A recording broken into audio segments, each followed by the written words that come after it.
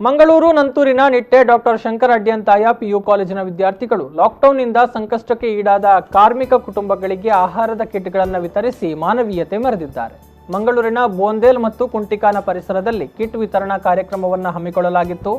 ಕಾಲೇಜಿನ ಪ್ರಾಂಶುಪಾಲ ಡಾಕ್ಟರ್ ನವೀನ್ ಶೆಟ್ಟಿಯವರು ಬಡ ಕುಟುಂಬಗಳಿಗೆ ಅಕ್ಕಿ ಸಹಿತ ಅಗತ್ಯ ವಸ್ತುಗಳನ್ನು ವಿತರಿಸಿದರು.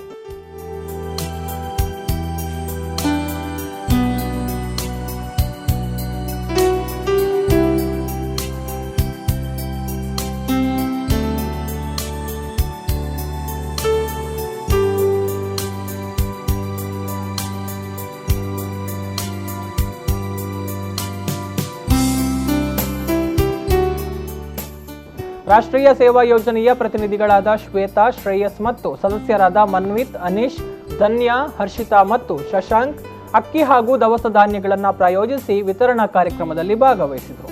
ಈ ವೇಳೆ ಕಾಲೇಜಿನ ರಾಷ್ಟ್ರೀಯ ಸೇವಾ ಯೋಜನೆಯ ಅಧಿಕಾರಿಗಳಾದ ಸಂಧ್ಯಾ ಮತ್ತು ಮೀರಾ ಕ್ರಾಸ್ತಾ ಜೊತೆಗಿದ್ದರು.